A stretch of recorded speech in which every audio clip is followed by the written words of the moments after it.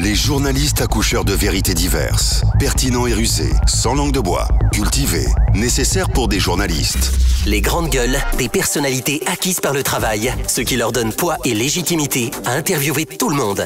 L'épopée des grandes gueules ou le socle de la liberté d'expression en Guinée depuis plus de 10 ans. Merci de nous rejoindre dans la seconde partie de votre émission, Les Grandes Gueules. Et oui, avant les réactions, on en parlait après l'adoption d'une résolution par le Conseil national de la transition. Pour une durée de 3 ans, la classe politique et la société civile sont divisées sur la question. Si certains trouvent ce délai raisonnable, d'autres le trouvent long et inacceptable. Le président de la transition doit-il promulguer ce calendrier ou doit-il attendre pour de nouvelles discussions? C'est la question que pose Antoine Kourouma. On avait Dr Faya Milimono qui va revenir tout à l'heure dans cette émission.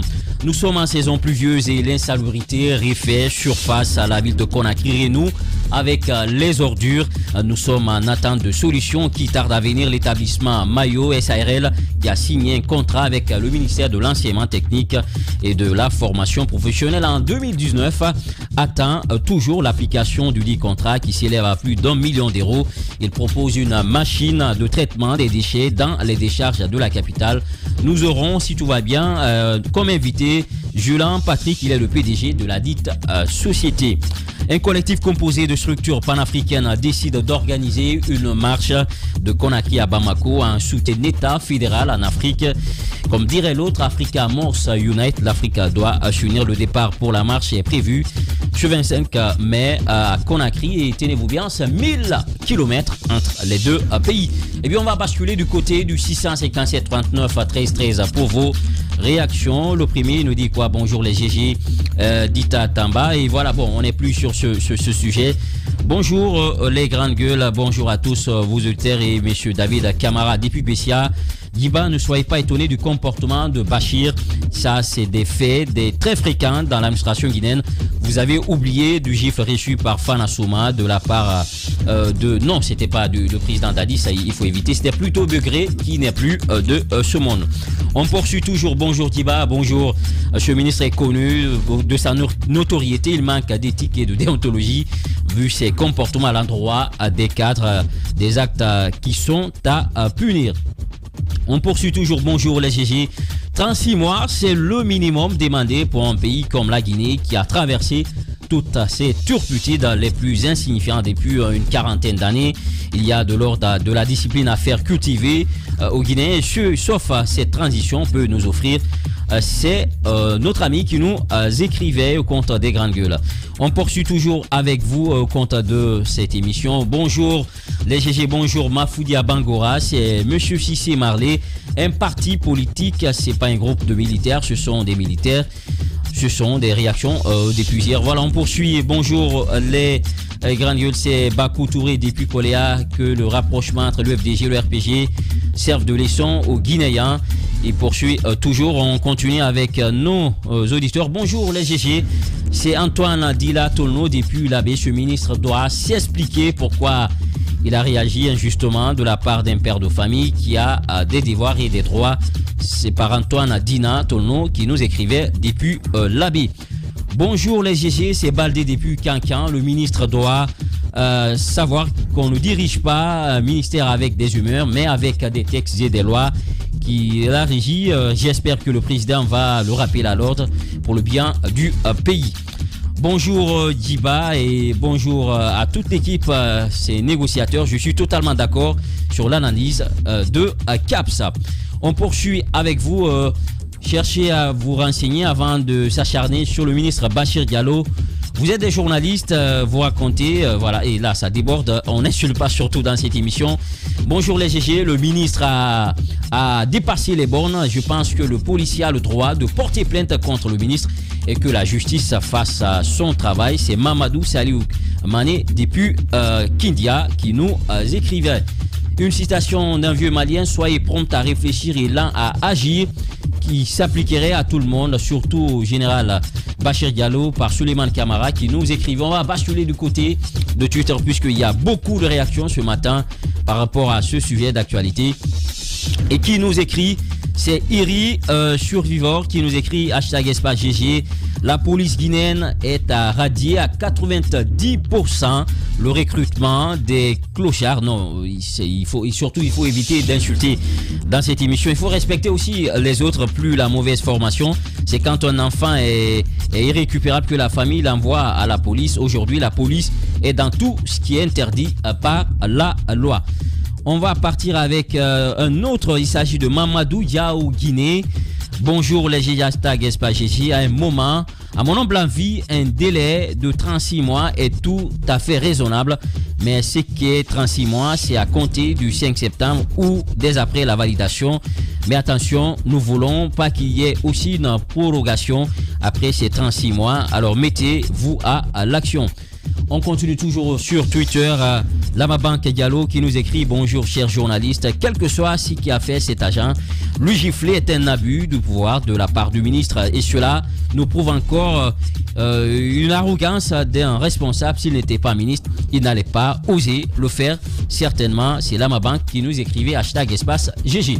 On continue toujours sur Twitter. Youssef Kaba qui nous écrit hashtag espace GG. Aucune inconduite de ce policier ne pourrait justifier la réaction démesurée du ministre. Nul responsable ne devrait porter main sur son subordonné, quel que soit le forfait de celui-ci, qui, oui, à la gestion rigoureuse, mais non à l'humiliation. Hashtag espace GG. On continue avec Bako Touré qui nous écrit également ce matin: le ministre de la Sécurité Bachir Diallo ne peut plus supporter les charges de ses fonctions. Il doit présenter ses excuses et démissionner pour son honneur. Bako Touré qui nous écrivait. Et avant de clôturer et partir avec notre invité du jour, on prend Paté Kourou. Le ministre Bachir fait des actes qui ne sont pas honorables. Cette gifle est abominable. Ce comportement doit être condamné. Un ministre est un manager, il le dit, et non un violent. Je suis très déçu qu'il soit limogé. Tout simplement, cette transition doit réussir. Hashtag espace GG. On continue avec Dekana qui nous écrit aussi au compte des grandes gueules: bonjour les GG. Daouda Mohamed, je le trouve le mot parfait pour qualifier l'action du ministre. Adafo Média, la radio d'école, merci de rectifier le tir ce matin sur le personnage. Sekou Dekana depuis Bordeaux qui nous écrivait hashtag espace GG. Abiba Ore Koubi-So et aussi qui nous écrit: salut Diba et à toute l'équipe des GG de ce matin. Au fait, je condamne avec la dernière énergie l'action du ministre Bachir Diallo et il doit même présenter des excuses à tous les Guinéens. Mais combien de policiers giflent ou se jettent même sur un usager dans la circulation?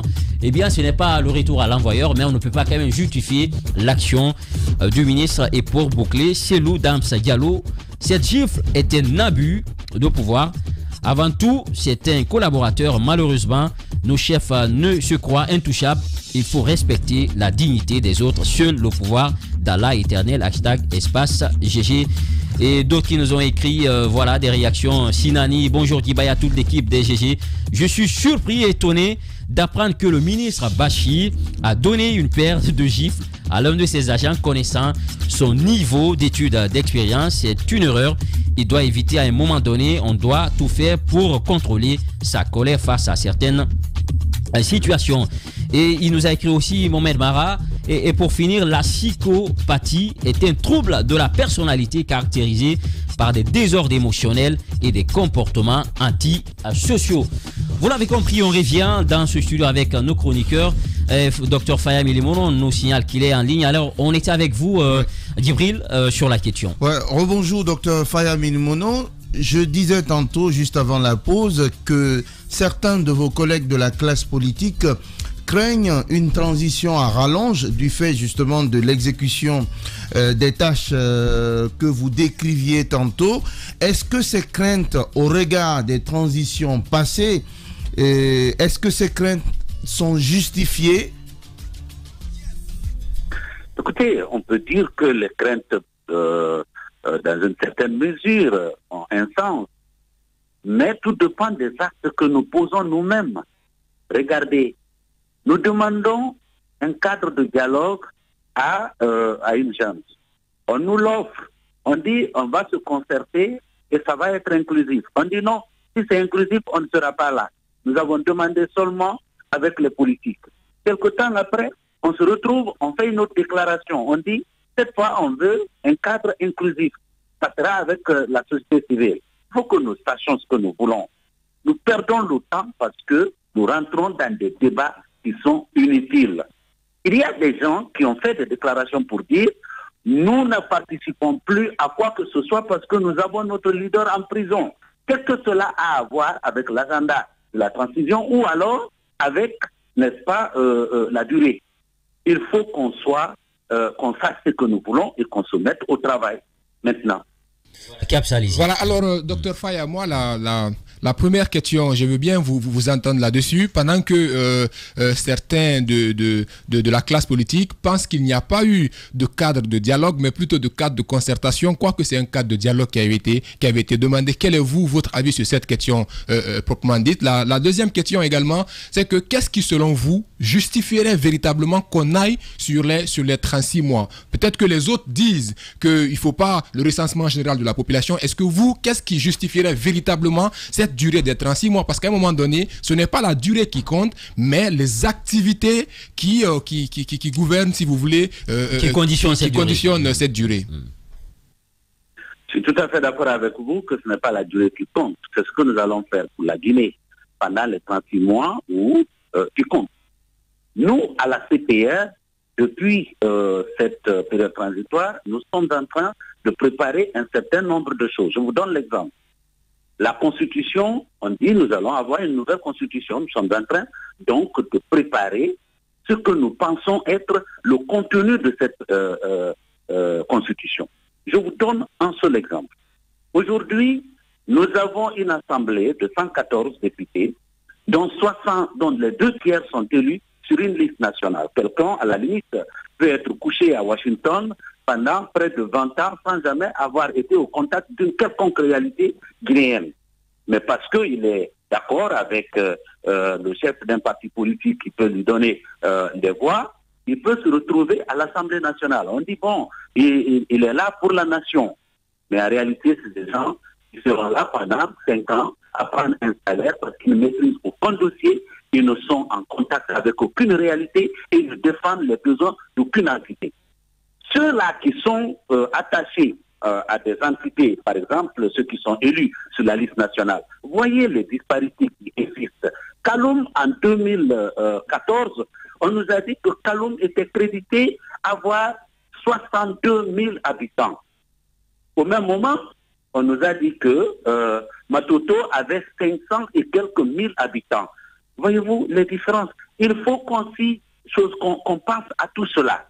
Si un jour, dans le débat qui va commencer par rapport à la question constitutionnelle, on arrive à trouver un autre modèle, une autre façon de choisir nos députés. Par exemple, que ce soit par circonscription. Qu'on dise, puisque Kaloum a une population de 60 000 habitants, Kaloum peut être représenté par un député et qu'au même moment, par exemple, Matoto, qui a plus de 500 000 habitants, soit représenté par plus de 5 ou 6 députés. Comment pouvons-nous nous préparer à cela lorsqu'on sait? Aujourd'hui, il y a beaucoup de mes collègues, quand je ne peux même pas me retrouver quand je les entends. Nous savons les critiques que nous avons faites du recensement général de la population et de l'habitat en 2014. Je vous rappelle un seul chiffre, toujours Kaloum. On nous a dit que Kaloum avait 62 000 habitants. Pendant ce temps, le recensement électoral nous donnait 60 000 électeurs à Kaloum. Une proportion qui n'existe nulle part dans le monde. Oui, allez-y. Voilà. Et d'ailleurs, vous posez un véritable débat sur la proportionnelle et tout. Le débat, certainement, va se poser à l'Assemblée. Il faut amener les gens à aller en contact avec les citoyens pour que ça soit le mérite.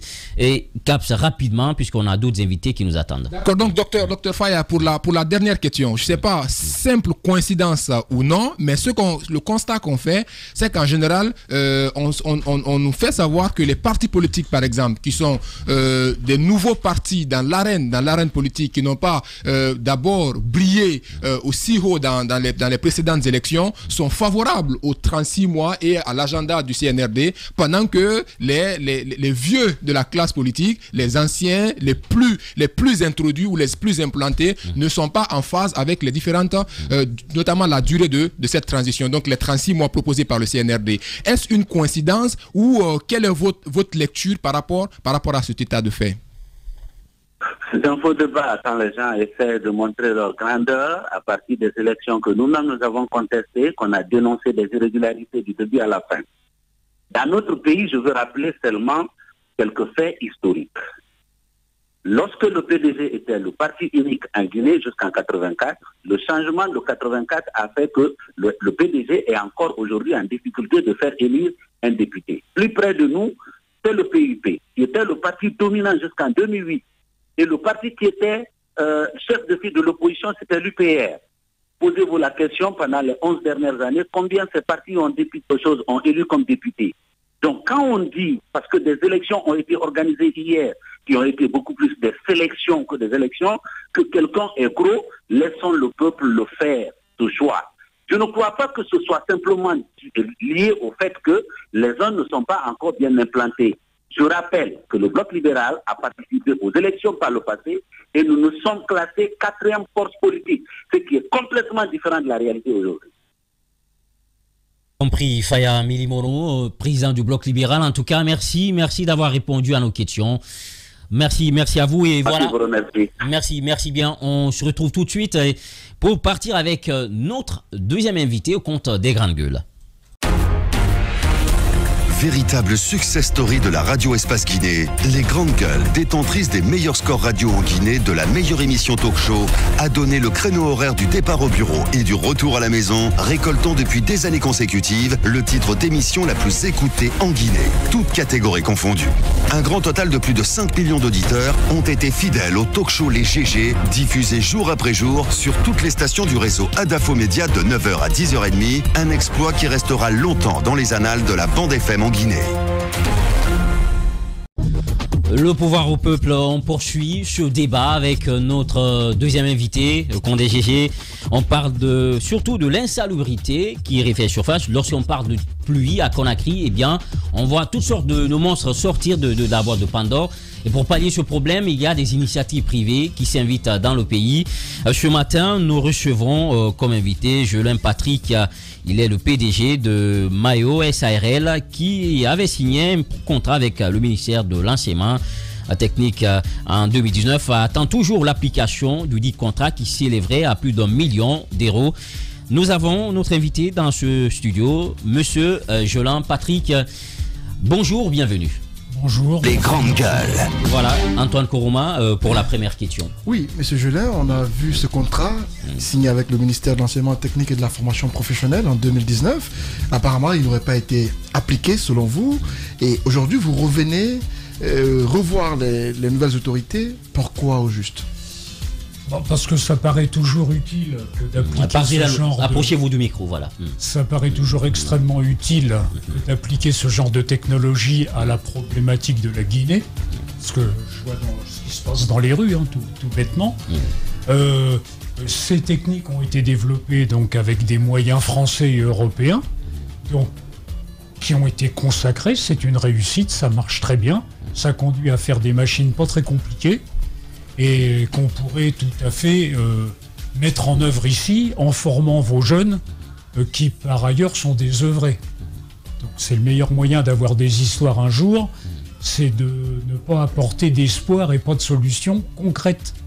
Parce que j'ai rencontré aussi beaucoup de bavards, mais ça fait rien avancer. Donc nous on vient avec des choses qui ont été faites, démontrées, enfin quand je dis nous, moi, pour être très clair, parce qu'au jour d'aujourd'hui, je suis, par rapport aux établissements Mayo que j'ai dirigés longtemps, je suis retraité, donc changez rien pour moi, tout va bien. Seulement quand on vous a fait travailler et que vous êtes le dépositaire d'un savoir utile, ça donne des devoirs. Puisque j'ai rencontré vos jeunes avec, là j'ai une pensée pour Madame Touré, la mairesse de Kaloum, avec qui je m'entendais particulièrement bien. Et nous avons rencontré donc l'association des jeunes diplômés de Guinée. Rencontré des jeunes tout à fait brillants, dynamiques, pressés d'entreprendre. Il faut les employer, ces gens-là, bon sang. Donc l'idée, c'est pas très compliqué. Moi, en termes de métier, il se trouve que ces machines qu'on a développées en France ne s'appliquent pas en France. Pourquoi ? Parce qu'on n'a pas les mêmes logiques économiques.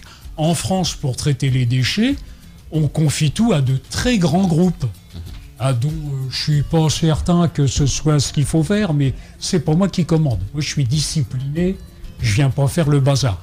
L'État a décidé de faire autrement, avec de grandes entreprises comme Veolia, enfin ça vous parle peut-être. Oui. Et bon. Ce qui se passe... Alors, on sait les intentions et les volontés, mais présentez-nous un peu ces machines. Elles travaillent comment? Alors, ce sont des machines mécaniques, métallurgiques, avec des asservissements. Ça met en œuvre une réaction physico-chimique que vous pouvez vérifier sur Internet, qui s'appelle une pyrolyse. Ça consiste à casser les molécules organiques. Vous chauffez ce genre de molécules en absence d'oxygène, parce que c'est là que ça se passe, les liaisons cassent. Vous savez qu'une molécule, ce sont différents éléments qui tiennent par leurs électrons. D'accord ? Si vous amenez plus d'énergie aux électrons qu'il y en a dans la liaison, ça casse. Et vous récupérez les constituants de base. En l'occurrence, lorsqu'on est sur des déchets organiques, c'est beaucoup de carbone propre, j'insiste bien. Ce qui fait que ce carbone devient une énergie stockable et utilisable localement. Et très entre nous soit dit, ça vous permettrait d'économiser vos forêts, parce que ce que j'ai vu se faire en matière de charbon de bois, c'est une horreur. C'est exactement ce qu'il ne faut pas faire. À l'époque, alors moi, la question que j'aimerais vous poser, c'est de savoir, depuis 2019, ce contrat est signé, mais il souffre d'application. Qu'est-ce qui expliquerait que ce contrat c'est où le blocus? Ce contrat ne soit pas mis en œuvre jusqu'à encore présent. Une fois, lorsque moi j'ai été payé pour développer ça, donc j'ai été payé, donc pas de problème. Ce que je constate, c'est que ça ne s'applique pas. Pourquoi ? Parce qu'en France, on utilise principalement un procédé qui s'appelle l'incinération. Ça coûte extrêmement cher, c'est pas forcément très propre, mais ça c'est mon avis, chacun pense ce qu'il veut. On annonçait encore hier aux informations que les taxes pour le traitement des déchets allaient encore augmenter effroyablement. Il arrive un moment, c'est insupportable. Le bonheur, c'est quoi ? C'est quand même aussi le pouvoir d'achat, quelque part. Alors lorsqu'il y a des solutions raisonnables, j'insiste bien, puisque le but, c'est que vous sachiez faire ça vous-même, et on les utilisera, on les exploitera aussi nous-mêmes. Parce que le métier de fabriquer les machines, c'est une chose, le métier de s'en servir, c'en est une autre. D'accord ? Dans tous les cas de figure, moi, dans mes responsabilités professionnelles, c'est ce qu'on m'a demandé de faire. Donc, comme ça ne s'appliquait pas en France, il y a eu un problème de droit. Parce que j'avais travaillé pour des gens, donc ils avaient les droits qui allaient avec.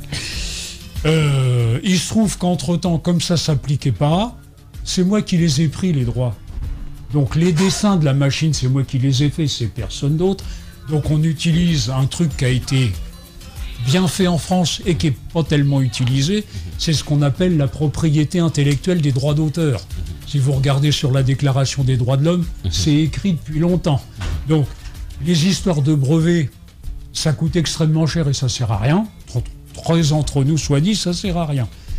Quand vous avez la propriété intellectuelle, les sages dans le temps qui ont écrit la Déclaration des droits de l'homme, ils disent, c'était écrit, la propriété de l'esprit est incessible et inaliénable. Oui. D'accord. Voilà, ce sont des mots très forts. Hein. Alors, on veut savoir à présent, est-ce que il y a Alpha Bakar qui est à la tête du ministère de l'enseignement technique et professionnel. Est-ce que vous avez pris attache avec cette nouvelle équipe ? Qu'est-ce que vous avez eu comme réponse ? On a retrouvé dans cette équipe des gens avec qui on avait déjà travaillé à l'époque, parce que les techniciens étaient très bons, ils ont posé les bonnes questions, enfin, c'était très, très encourageant. Et quand on s'est retrouvé avec le signataire de ce contrat, qui était le ministre de l'époque, qui s'appelait M. Komara, Il est venu en France, je l'ai reçu, j'ai montré les machines, il a rencontré toutes les personnes qu'il a bien voulu faire, et puis il s'est déclaré satisfait, nous a signé le contrat, pour que rien ne s'applique. Bon, c'est comme ça, c'est la vie, j'ai de leçons à donner à personne. Je constate simplement que c'est contre-productif par rapport à vos besoins, et moi maintenant que j'ai du temps, que je suis libre, etc., et puis que il y a des Guinéens qui vivent en France que je connais bien, puis qui me poussent beaucoup à venir au pays pour que ça se fasse. Je m'en viens vous aider. Enfin, si j'ai un message à faire passer à vos élus, c'est ça. Moi, je viens donner de leçons à personne. Je vous dis qu'il y a de bonnes idées qui existent, qui sont faciles à mettre en œuvre, et voilà, je suis très disponible. Maintenant. On n'est pas là pour faire le bazar, c'est aussi à vos dirigeants de nous dire ce qu'ils veulent. S'ils le souhaitent, comment on fait. Moi, encore une fois, je représente que moi. Je suis libre, il n'y a personne derrière moi. D'accord. Alors peut-être 2 questions pour terminer. Ça a un double avantage. D'abord, la lutte contre le réchauffement climatique, mais aussi l'élimination des déchets. Parce qu'on n'a qu'une seule décharge à Conakry, ici, qui est pratiquement annexée aujourd'hui. Et des citoyens même se sont déplacés. L'avantage, c'est que ça élimine, ça nous permet de pouvoir mieux stocker. Je voudrais peut-être, par exemple, comprendre, parce que c'est vrai qu'il y a l'aide dedans qu'on entend très bien, mais il y a aussi le business quand vous venez. Est-ce que l'offre que vous avez faite est intéressante par rapport à ce qui est déjà sur le terrain? On voudrait bien comprendre ce qui pourrait bloquer. Non, mais il y a un compte d'exploitation là-dedans qui a été fait. C'est-à-dire que lorsqu'on prend les fameux déchets, qu'on casse les molécules, on fait un certain volume de charbon propre, on dirait du charbon actif, qui est donc utilisable, stockable quand on veut, et il y a ce qu'il y a dans les molécules qui n'est pas du carbone, ce qu'on appelle les hétéroéléments, ce sont des minéraux et des métaux. Donc avec ces métaux et ces minéraux, nous avons travaillé avec l'université de Limoges. En France, c'est le pôle européen de la céramique. Et on a été financé par Bruxelles, qui nous a donné beaucoup d'argent pour développer ça, de manière à ce qu'on arrive au 0 déchet. Ça revient à dire qu'on met du carbone d'un côté qui est de l'énergie, comme je vous le disais, et de l'autre côté, avec ces minéraux et métaux qui sont passés dans un milieu réducteur. Je peux vous faire casser les pieds avec un cours de chimie, mais enfin, ils deviennent réemployables parce que ce ne sont pas des oxydes. Voilà, tout alors, la question, c'est par rapport à l'offre, le montant par exemple, parce qu'on a vu dans beaucoup de départements, ceux qui viennent remettent souvent en cause ce qui a déjà été fait, soit parce que la procédure n'a pas été respectée, ou bien le montant qui est proposé n'est pas, on pourrait aller en deçà. Justement, je voulais savoir, est-ce qu'il y a un problème du genre ou pas du tout? Alors, le business model, on parlait comme les Anglais, il est très simple. La quantité de charbon que l'on fait et les sous-produits dont je vous parlais tout à l'heure, ça a une valeur marchande. Il suffit de regarder le prix que ça vaut sur le marché, c'est-à-dire le prix que payent les petites dames que j'ai visitées. Ça coûte cher le charbon de bois, une horreur. Donc, à prix égal et même plutôt un petit peu moins cher, ça rentabilise la machine, ça permet de payer les gens. Les employés. Les employés, bah oui. Alors, dans le business plan, on a déjà une idée de ce que ça pourrait créer comme emploi, parce que vous avez déjà vous avez mentionné cela aussi. Bien sûr. En termes d'emploi, ça crée... Tout ça, ça a été fait. Encore une fois, ça dépend ce que mes interlocuteurs décideront de faire. Parce que moi, derrière, on vient embêter personne. Approchez-vous du micro. Ça pourrait être une entreprise purement privée. Mais ça n'a pas de sens. Aujourd'hui, je ne veux pas faire de politique, surtout que je suis pas chez moi. Mais quand même, ce que j'ai vu il y a quelques années et ce que je vois maintenant, vous avez quand même le bonheur d'avoir des gens qui ont le courage d'entreprendre. On ne voit pas ça tous les jours. Donc quelque part, si j'ai un message à faire passer, je viens les aider. Voilà, peut-être pas pour grand-chose, mais enfin, si on arrive à créer de l'emploi et à valoriser les déchets, ça a du sens. D'accord. Donc maintenant... On est là, on essaie de diffuser, pour ça que je vous remercie encore de me recevoir. Et puis jusqu'ici, je peux pas vous dire que c'est bien efficace, quoi. Le niveau d'écoute, quand même l'impression que les gens qui vivent dans le luxe et tout ça, ils s'en foutent un peu des... Voilà. Si vous voyez ce que je veux dire. Oui, je comprends. Donc moi, encore une fois, je m'en fiche jamais. Pour être très clair, j'estime que j'ai une responsabilité. Encore une fois, ça vous intéressera peut-être pas, mais c'est comme ça quand même. Moi, je suis croyant. J'estime que le savoir qu'on m'a donné, ça me donne des devoirs. Donc, je viens le proposer. Si jamais ça n'intéresse pas, le problème, c'est pas moi, c'est vous. Moi, je repars chez moi, j'ai fait ma proposition, dans ma tête, ça va. D'accord. Rien. Voilà, vous l'avez compris, on avait comme invité monsieur Jelan Patrick, PDG de Mayo SARL. Mais en tout cas, merci d'avoir accepté notre invitation. Merci d'être passé. On poursuit cette émission, Les Grandes Gueules, avec nos chroniqueurs du jour. Les journalistes accoucheurs de vérités diverses, pertinents et rusés, sans langue de bois, cultivés, nécessaires pour des journalistes. Les grandes gueules, des personnalités acquises par le travail, ce qui leur donne poids et légitimité à interviewer tout le monde. L'épopée des grandes gueules ou le socle de la liberté d'expression en Guinée depuis plus de 10 ans. Vous l'avez compris, on poursuit toujours cette émission, Les Grandes Gueules. Eh bien, on reçoit d'autres invités ce matin. Ils se bousculent ici, puisque l'actualité oblige. On parle de cette autre initiative panafricaine. Un collectif composé de structures panafricaines décide d'organiser une marche de Conakry à Bamako en soutien au peuple malien. Une initiative qui s'inscrit dans le cadre de la création d'un État fédéral en Afrique. Le départ pour la marche est prévu ce 25 mai à Conakry. Pour en parler, nous recevons le coordinateur du dit collectif, Mirindé Dalindé, déjà avec nous dans ce studio. Mirindé, bonjour. Bonjour. Et voilà, bonjour. Allez-y. Et bonjour à vos fidèles auditrices et auditeurs. Voilà, et nous avons également notre frère malien qui est là, Gibril, c'est ça? IB, voilà. IB, merci de nous rejoindre. Merci également pour votre accueil. Voilà, merci beaucoup. Alors, Mirindé, cette initiative. Oui, voilà, allez-y. Voilà, on sait quand même que ce n'est pas la première action que vous menez. Vous êtes dans ça depuis quelques années. Est-ce que aujourd'hui on peut savoir qu'est-ce que vous avez déjà obtenu comme acquis de vos différentes actions, en tout cas qui convergent vers Africa Most United? D'accord, je voulais faire une précision. Cette marche Conakry-Bamako, c'est le 15, le dimanche. Le dimanche, le 15. Mais le 25 mai aussi, il y a la marche habituelle, traditionnelle qu'on fait ici pour l'unité africaine. Maintenant, qu'est-ce qu'on a obtenu? Vous savez, la marche de la société, ça ne se voit pas à l'œil nu. Souvent, on regarde le jour de la révolution. On oublie souvent tout le travail qui a été mené. Donc, le simple fait qu'on a beaucoup plus d'adhérents, je pense qu'il y a quelque chose qui est en train de se faire. Voilà, alors Mirindé, avant de passer, est-ce qu'on peut savoir, en termes, est-ce qu'aujourd'hui le nombre d'adhérents, est-ce qu'on peut avoir une idée claire de ce nombre-là? Mais mieux encore, à travers cette marche-là, quel est le vrai message que vous souhaiterez passer au travers de ces marches Conakry-Bamako, qui fait à peu près 700 et quelques kilomètres? Pratiquement 1000 kilomètres, oui, allez-y. Les grandes gueules. 1043. Voilà, 1043 kilomètres. Et nous comptons non seulement réaffirmer la solidarité de l'État guinéen et le peuple guinéen à l'État malien, le fait de ne pas fermer les frontières avec le Mali. Ça c'est réaffirmer cette solidarité, mais aussi plaider en faveur de l'unité africaine, d'un État fédéral, parce que nous savons aujourd'hui, le monde d'aujourd'hui, c'est le monde des grands ensembles.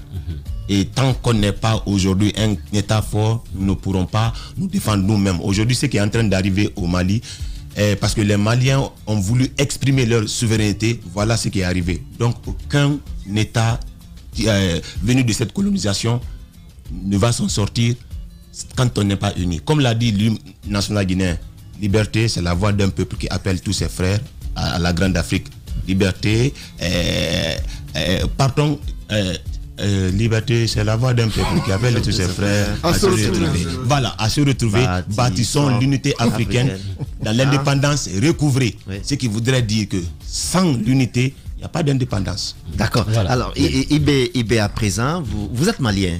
Oui, je suis africain du Mali. Merci. Vous êtes africain du Mali et la Guinée et le Mali, on a toujours dit, ce sont deux poumons dans un même corps. Et aujourd'hui, on a des destins qui semblent être les mêmes destins.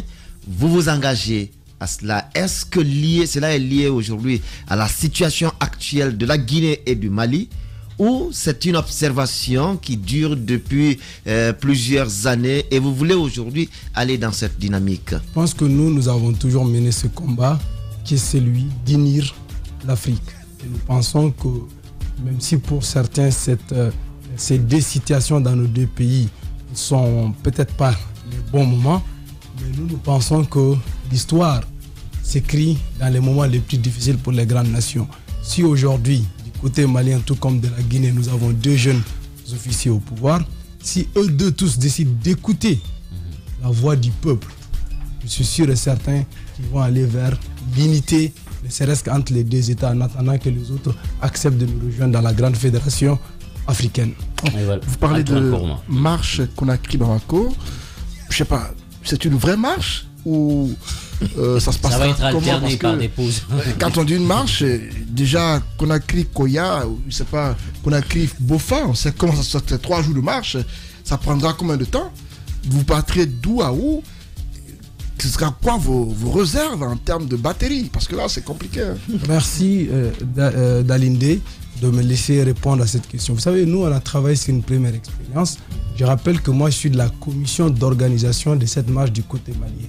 Donc, déjà, la société civile malienne, la jeunesse panafricaine du Mali, nous sommes déjà réunis pour travailler aux côtés du Mali sur l'organisation matérielle, l'accueil et tout ça. C'est dans ce cadre-là que je suis venu avec 3 autres frères ici, en terre africaine de Guinée, Daou, Niagadou et Sekou, qui sont également ici avec nous. Et nous sommes venus pour partager avec eux l'expérience qu'on a eue. Parce qu'il y a une première marche qui a inspiré cette marche, qui est la marche Dakar-Bamako. Et lors de cette marche également, nous étions parmi les marcheurs et nous avons également été le comité qui a un peu organisé l'accueil au niveau. Oui, la marche se fait comment? Est-ce que vous parlez... Alors je vous donne un exemple. Vous avez parlé de Koyan, par exemple. Vous avez parlé de Koyan, ce serait notre première étape. Supposons qu'on quitte le dimanche ici à 10h, Conakry. On va marcher 20 km, marquer une pause santé, prendre des rafraîchissements et marcher jusqu'à Koyan. Ça, c'est le point de chute. Vous dormez là-bas? On dort là-bas. Et le lendemain, on reprend. Au minimum, on fera entre 40 et 45 km par jour, ce qui donne 30 jours.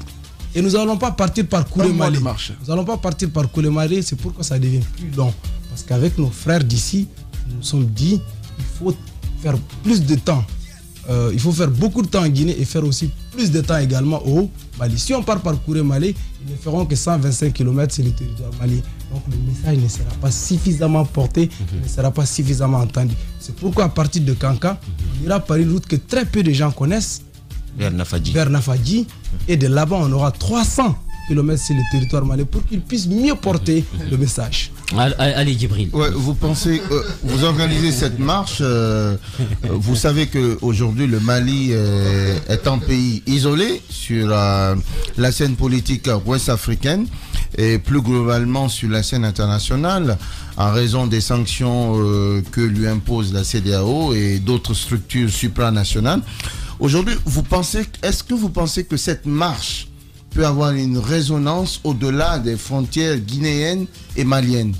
Je vous réponds rapidement. Nous avons déjà des camarades qui nous ont contactés de la Côte d'Ivoire, qui nous ont contactés du Niger, qui nous ont contactés du Burkina, qui ont promis qu'une fois arrivés sur le territoire malien, ils vont venir nous rejoindre là-bas et converger avec nous jusqu'à Bamako pour montrer qu'aujourd'hui, les peuples africains, toutes les nations africaines aujourd'hui aspirent à l'unité et que le problème ne se retrouve pas au niveau des peuples, mais que c'est au niveau des institutions, au niveau des politiques. Oui, allez-y. En plus, comme il l'avait dit, beaucoup pensent que ce n'est pas le bon moment, mais nous, on pense que c'est le bon moment parce que c'est les pays qui sont en phase de la dite transition. Donc nous souhaiterons que cette transition, qu'on l'oriente vers son destin fédéral. Parce que les deux États, on va le dire comme ça, les deux États, Mali et Guinée, ils sont liés historiquement, culturellement. Ce n'est que l'unité politique qui reste. Donc, et d'autant plus dans les premières constitutions qui ont fondé ces deux pays, les deux pays acceptent de renoncer à leur souveraineté totale ou partielle au profit de l'unité africaine.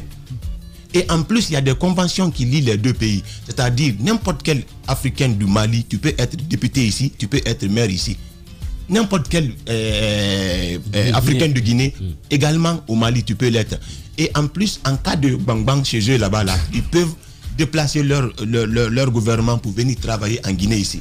Il y a des gens qui sont en train de travailler pour que ces accords-là soient on a vu sous ces tourées des chefs d'État. Voilà, moi, je veux la précision que je veux apporter. Est-ce que dans cette marche-là, il n'y aurait pas d'autres Africains venant d'autres pays qui participent à ça? Par exemple, vous parlez de la Guinée et du Mali qui vivent la même situation. On est sans savoir qu'aujourd'hui, le Burkina se retrouve dans la même chose. Voilà. Est-ce qu'il y a des démarches qui vont dans ce sens? Est-ce que dans cette marche Conakry-Bamako, il y a des Sénégalais qui feront partir, il y a des Burkinabés qui feront partir? Est-ce que c'est uniquement les Guinéens et les Maliens qui sont dans cette lutte, ou est-ce qu'il y a d'autres?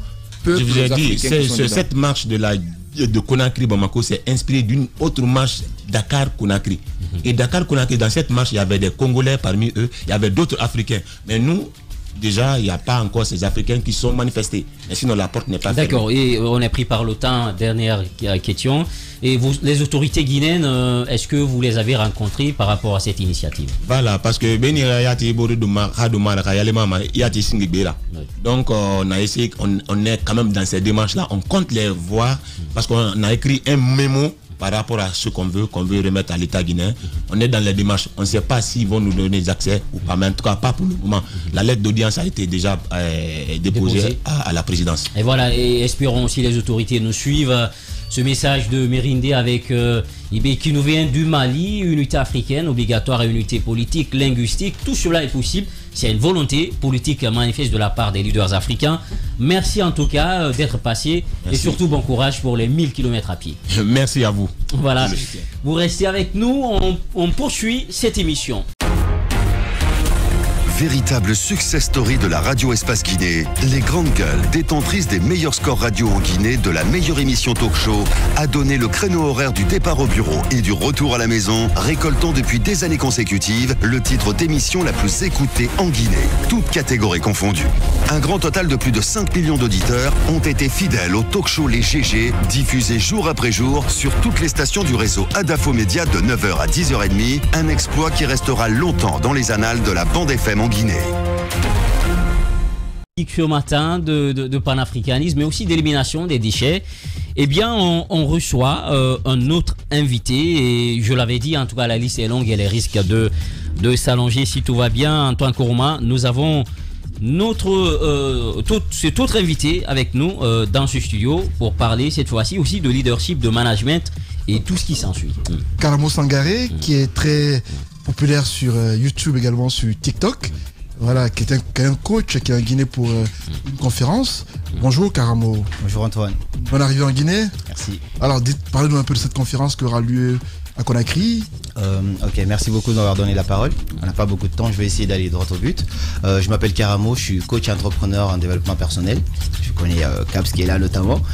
J'évolue en France et puis j'ai pu faire pas mal de conférences dans pas mal de pays à côté de la France et j'ai rempli des grandes salles en France, des salles de plus de 200 personnes. Et finalement, je suis un peu proche de la mine, du coup il m'a proposé si je voulais pas faire quelque chose au pays. Étant donné que beaucoup de personnes ne savent pas si je suis guinéen d'origine, je me suis dit pourquoi pas. Et donc c'est la raison pour laquelle je suis là, pour une conférence, on va dire exceptionnelle, parce que j'ai envie de faire quelque chose qui n'a jamais été encore fait, pas pour une question d'ego, mais c'est parce que la Guinée c'est mon pays d'origine, c'est là que tout a commencé, devant les Caps et tout. Donc j'ai envie d'apporter un maximum de valeur à la jeunesse guinéenne. D'accord. Le but de la conférence, le thème de la conférence, c'est comment mettre du succès dans vos projets et devenir leader de votre domaine. Ça se passe le 21 mai à l'hôtel Kaloum dès 11h. Alors justement, pour ceux qui sont avant vous, pour ceux qui doivent s'y rendre, qu'est-ce qu'on entend par comment devenir votre leader dans un domaine particulier? Quel est le message que vous voulez envoyer? Ok, en fait, vous savez, il y a une phrase qui nous dit que le drame de l'être humain, ce n'est pas l'ignorance, mais c'est l'ignorance de l'ignorance, c'est-à-dire le fait d'ignorer qu'on est ignorant. Comme le dit Seydou Abaké, si tu sais que tu ne sais pas, alors tu sauras. Mais si tu ne sais pas que tu ne sais pas, alors tu ne sauras jamais. Donc c'est ça le problème. Donc l'essentiel ici, c'est un peu partager l'information qui est accessible à d'autres personnes dans d'autres pays. Comment moi j'ai fait par exemple, parce que je suis parti de absolument rien et aujourd'hui j'ai un réseau social qui est cumulé. Quand je cumule tous mes réseaux sociaux, je suis à plus de 3 millions d'abonnés sur les réseaux et mes vidéos sont vues par des millions de personnes, pas pour me jeter des fleurs. Comment j'ai fait? C'est une stratégie. Ça, ce n'est pas un hasard. Donc, toutes les clés en tout cas qui rentrent dans le succès. C'est tout ce que j'ai envie de partager en tout cas ce jour-là avec d'autres entrepreneurs aussi et d'autres artistes qui seront là toujours dans le même sens, également pour essayer d'aider un maximum de personnes de faire passer leur projet et leur vie à une autre étape. Voilà, justement l'objectif c'est de coacher les gens. Et comment participer? Ça sera combien d'invités? Ok, en fait on a prévu 250 places parce que l'hôtel est très restreint. Donc on a prévu de vendre 250 places. Là il nous reste à peu près une trentaine de places à vendre parce qu'on a communiqué dessus quand même pendant très longtemps. Donc là c'est la dernière semaine de communication, après c'est bon. La billetterie ça se passe sur Billet Facile, le site de Billet Facile. Sinon vous avez mes réseaux sociaux, sur Facebook je m'appelle Karamo Sangare FR et sur les autres réseaux du coup c'est Karamo K-A-A, du coup 2 A au début, Kara et O, 2 O à la fin du coup, Karamo. Voilà, allez Caps rapidement. Voilà, moi c'est un plaisir de retrouver dans ce studio, de le partager. Je sais que je fais partie de ces personnes qui ont quand même contribué à mettre le pied à l'étrier par rapport à ce qui se passe aujourd'hui. Donc c'est une fierté de savoir que l'envol est parti. Et je veux savoir par rapport à ce séminaire proprement dit, en termes d'invités, qu'est-ce qui vient, comment le dérouler, qu'est-ce qui se passe concrètement, qu'est-ce qui donne ce caractère exceptionnel à cet événement-là qui fait que c'est jamais vu en fait. Très belle question. En tout cas, moi je te remercie d'être là aujourd'hui. Ça me fait plaisir d'être en face de toi parce que tout a commencé dès le début avec le même coach, sa vérité que je respecte. Ce jour-là, je dis que ça sera exceptionnel parce que c'est très rare en Guinée qu'on puisse réunir un nombre de personnes dans un endroit aussi charismatique, aussi avec des personnes aussi charismatiques parce que je suis le conférencier principal, mais j'ai appelé d'autres personnes aussi autour de moi qui seront là pour partager un peu leur grain de sel. Et aussi, on aura des artistes. Nous aurons par exemple Jupiter qui va être là pour animer un petit peu le show. On aura Moussa Mbaye aussi, qui dès après son événement sera avec nous ce jour-là pour mettre le show, notamment Lamine Girassi qui a été l'organisateur de cet événement, va aussi partager un petit peu parce que ça reste quand même une personne très inspirante. Voilà, vous l'avez compris, on aurait vraiment voulu poursuivre cela avec vous. D'ailleurs, les tickets sont à combien? La billetterie c'est à 100 000 francs. Bon, je sais que pour d'autres personnes ils diront que c'est beaucoup, mais pour nous on trouve ça pas du tout parce que le but c'est pas d'avoir des intérêts, le but c'est faire en sorte que l'événement soit valeureux et que des personnes de confiance soient là avec nous pour faire le show. Voilà. Merci en tout cas Karamo et surtout tous mes encouragements. On aurait voulu continuer avec vous, mais la radio et la télévision chez nous, l'heure c'est de l'or. L'acte 3 des 15 ans de Radio Espace Guinée pour ses valises dans le Nabaya, c'est ce vendredi 13 et samedi 14 mai à la maison des jeunes de Batomba, de Kankan avec 4 vedettes, Téné Diawara, Gili Kourimadi, Bébé Baya et Ali Sanson pour mieux comprendre cela. Et puis vous pouvez mettre en rapport avec Prince Diallo qui est le directeur régional d'Adafo Média du côté de Kankan. Merci à toute l'équipe. Au niveau de nos techniciens, les hommes de l'ombre, on avait Lamine Sidibi, Alassane Bari, Noël Monemou à la réalisation, Mamoudou Kondé, le colosse qui est toujours avec nous. À la radio, on avait Abdoulrad Dramé. Portez-vous bien où que vous soyez, surtout prenons soin de la Guinée car elle le mérite. Au revoir.